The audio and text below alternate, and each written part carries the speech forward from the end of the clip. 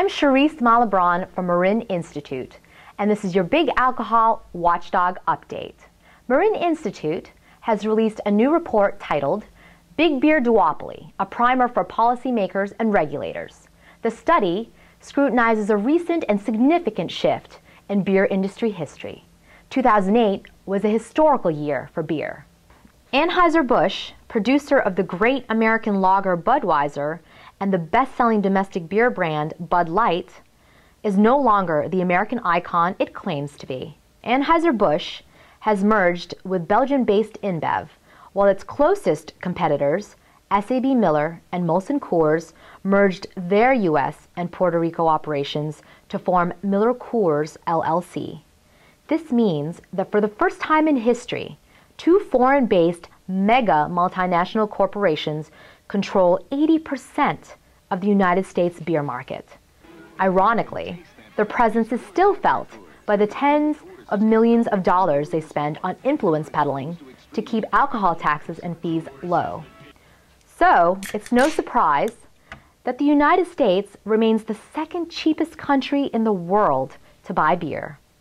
We can expect Beer Duopoly sales and profits to grow while you and I, the public, are left to pay for the cost of alcohol-related harm. Several academic studies have shown that cheap beer is the drug of choice among youth, and 75% of binge drinkers choose beer as their beverage of choice.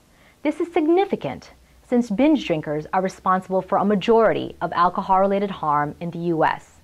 Cheap beer is at the heart of well over $200 billion of alcohol-related harm, and why 75,000 lives are tragically lost every year. Another major consequence of the big beer mega mergers is diminished corporate accountability. The newly formed foreign-based Beer Duopoly will be significantly less accountable to U.S. consumers and shareholders. This is due to the geographic challenges and the fact that in the case of AB-InBev, shareholder rights are weaker in Europe than in the United States. Miller Coors, structured as a limited liability company, doesn't even have shareholders to hold them directly accountable. Still another implication of the AB-InBev and Miller Coors mega mergers is their disturbing threat to the distribution tier of the alcohol industry.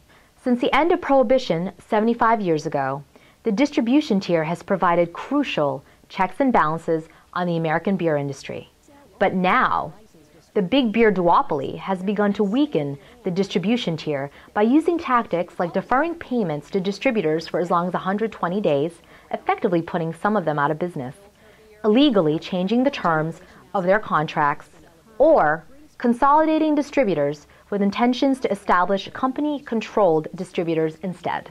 Marin Institute strongly recommends that Congress, the Department of Justice, and relevant government agencies investigate the ill-considered approval of the mergers and possible antitrust violations, strengthen and broaden the shareholder rights of multinational corporations, protect the crucial role of the distribution tier, curb the undue political influence of big alcohol, and include public health concerns in public policy and regulatory decisions in order to effectively stem the tide of underage drinking, binge drinking, and the harmful effects of alcohol.